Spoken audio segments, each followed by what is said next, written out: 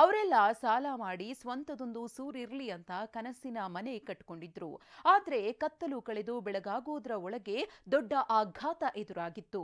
ಬೆಳ್ಳಂಬೆಳಿಗ್ಗೆ ಜೆಸಿಬಿಗಳು ಘರ್ಜಿಸಿದ್ವು. 100ಕ್ಕೂ ಹೆಚ್ಚು ಮನೆಗಳು ಧರೆಗುರುಳಿದ್ವು.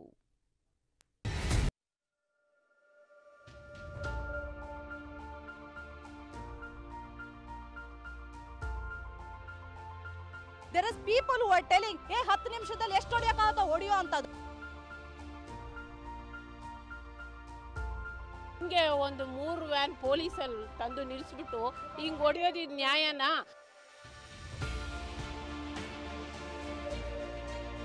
20 ಲಕ್ಷ ಸಾಲ ಐತಣ್ಣ. ಬಿಲ್ಡಿಂಗ್ ಮನೆ ಕೆಲಸ ಮಾಡ್ಕೊಂಡು ಕಟ್ಕೊಂಡಿದ್ದು ಬಿಲ್ಡಿಂಗ್ ಹೋಯ್ತಣ್ಣ.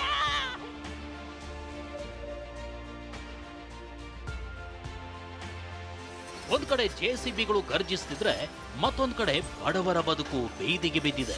ನಿಂತ ನೆಲವೇ ಕುಸಿದಂತಾಗಿದೆ. ಹೊಟ್ಟೆಗೆ ಬೆಂಕಿ ಇಟ್ಟಂತಾಗಿದೆ.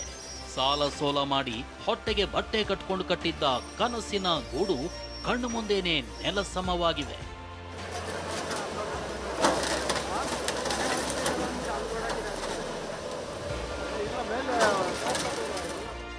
ಕಾಡುಬೀಸನಹಳ್ಳಿಯಲ್ಲಿ ಕೆಐಎಡಿಬಿ ಬಿಗ್ ಆಪರೇಷನ್. ಒಂದಲ್ಲ ಎರಡಲ್ಲ 100 ಮನೆಗಳು ನೆಲಸಮ. ದಿಕ್ಕು ತೋಚ್ತಿಲ್ಲ, ಬಾಯಿಂದ ಮಾತು ಬರ್ತಿಲ್ಲ, ಕಣ್ಣೀರು, ಆಕ್ರಂದನ. ಈ ದೃಶ್ಯಗಳು ಕಂಡು ಬಂದಿದ್ದು ಬೆಂಗಳೂರಿನ ಕಾಡುಬೀಸನಹಳ್ಳಿಯಲ್ಲಿ.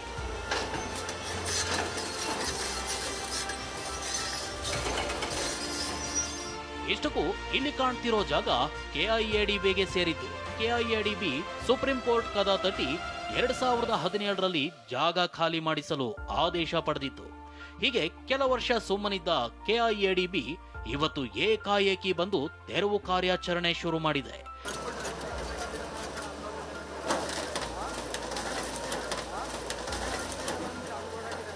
ಸಿಂಗಲ್ ಬೆಂಚು ಹೈಕೋರ್ಟ್ ಅಲ್ಲಿ ಹೇಳಿರೋದು ಹೌದು, ಇವತ್ತಿನ ಕಾಂಪನ್ಸೇಷನ್ ಲ್ಯಾಂಡ್ ಓನರ್ಸ್ ಮಾಡಿ ಅಂತ ಹೇಳಿದೆ. ಹಳೆ ಕಾಂಪನ್ಸೇಷನ್ ಹಳೆ ಪ್ರೊಸೀಡಿಂಗ್ಸ್ನೆಲ್ಲಾನು ಕ್ವಾಶ್ ಮಾಡಿದೆ. ಅದು ಏನು ಕಳಿಸಿಲ್ಲ ಸರ್. ಯಾವ ಆರ್ಡರು ಇಲ್ಲ, ಯಾವ ನೋಟಿಸು ಇಲ್ಲ, ಯಾವ ಬ್ಲಡ್ ಇಂಟಿಮೇಷನ್ ಇಲ್ಲ ದಟ್ ಇಂಥದ್ದೊಂದು ಆಗತ್ತೆ ಅನ್ನೋದು. ಕೋರ್ಟ್ ಆದೇಶದಂತೆ ಮನೆಗೆ ಪರಿಹಾರ ಕೊಟ್ಟಿಲ್ಲ. ನಾವು ಜಾಗ ಬಿಟ್ಕೊಡೋಕೆ ರೆಡಿ ಇದ್ದೀವಿ, ಆದ್ರೆ ಪರಿಹಾರ ಕೊಡಿ. ಸಾಲ ಸೋಲ ಮಾಡಿ ಮನೆ ಕಟ್ಟಿದೀವಿ, ಈಗ ಏಕಾಏಕಿ ಹೊರಗೆ ಹಾಕಿದ್ರೆ ಹೇಗೆ ಅಂತ ಬೀದಿಯಲ್ಲಿ ಪಾತ್ರೆ ಸರಂಜಾಮು ಹಾಕೊಂಡು ಕಣ್ಣೀರು ಹಾಕಿದ್ರು. ಮನೆ ಕೆಲಸ ಮಾಡಿ ಬಿಲ್ಡಿಂಗ್ ಕಟ್ಕೊಂಡಿದ್ದೆ ಅಣ್ಣ. ನನಗೆ ಯಾರು ಇಲ್ಲ ಇವತ್ತಿನ ದಿವಸ. ಇಬ್ರು ಹೆಣ್ಮಕ್ಳಿಗೆ ಮದುವೆ ಮಾಡಿ 20 ಲಕ್ಷ ಸಾಲ ಐತಣ್ಣ. ಇದನ್ನೇ ನಂಬ್ಕೊಂಡು ನಾನು ಜೀವನ ಮಾಡ್ತಾ ಇದ್ದೆ. ಇವಾಗ ನನ್ನ ಪರಿಸ್ಥಿತಿ ಏನಣ್ಣ? ನನ್ನ ಪರಿಸ್ಥಿತಿ ಏನು ಅಂದ್ರೆ ಇವಾಗ ನನ್ನ ಬಿಲ್ಡಿಂಗ್ ಮನೆ ಕೆಲಸ ಮಾಡ್ಕೊಂಡು ಕಟ್ಕೊಂಡಿದ್ದು ಬಿಲ್ಡಿಂಗ್ ಹೋಯ್ತಣ್ಣ. ಇವತ್ತಿನ ಎದ್ರಲ್ಲಿ ಜೀವನ ಮಾಡ್ಲಿ ಅಣ್ಣ.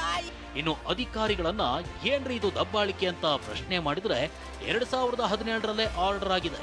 ಕೋರ್ಟ್ ಆದೇಶದಂತೆ ಪರಿಹಾರ ಕೊಡ್ತೀವಿ, ಆದ್ರೆ ತೆರವು ಕಾರ್ಯಾಚರಣೆ ನಿಲ್ಲಿಸಲ್ಲ ಅಂತಿದ್ದಾರೆ. ಕಾಂಪನ್ಸೇಷನ್ ಕೋರ್ಟ್ ಏನು ಆದೇಶ ಬರುತ್ತೆ ಅದರ ಪ್ರಕಾರ ನಾವು ಪಾಲನೆ ಮಾಡ್ತೀವಿ. ಪೊಸಿಷನ್ ವಿಷಯದಲ್ಲಿ ಹೇಳೋದಾಯ್ತು 27/1/2017 ಇದು ಕೆಐಎಡಿಬಿದು ಸ್ವತ್ತು ಅಂತ ಹೇಳ್ಬಿಟ್ಟು ನಮ್ಮ ಭೂ ಸ್ವಾಧೀನ ಪ್ರಕ್ರಿಯೆನ ಮಾನ್ಯ ಸರ್ವೋಚ್ಚ ನ್ಯಾಯಾಲಯ ಎತ್ತಿ ಹಿಡಿದಿದೆ. ಆ ಹಿನ್ನೆಲೆಯಲ್ಲಿ ನಾವು ಇದನ್ನು ನಮ್ಮ ವಾಪಸ್ ನಮ್ಮ ಸ್ವಾಧೀನಕ್ಕೆ ತಗೊಳ್ಳೋಕ್ಕೆ ನಾವು ಇಲ್ಲಿ ಯಾರ್ದು ತಪ್ಪೋ ಯಾರ್ದು ಸರಿಯೋ, ಆದ್ರೆ 16 ವರ್ಷದಿಂದ ನೆಲೆ ಕಂಡುಕೊಂಡಿದ್ದ ಜಾಗ ಈಗ ಇಲ್ಲದಾಗಿದೆ. ಶಾಂತಮೂರ್ತಿ, TV9 ಬೆಂಗಳೂರು.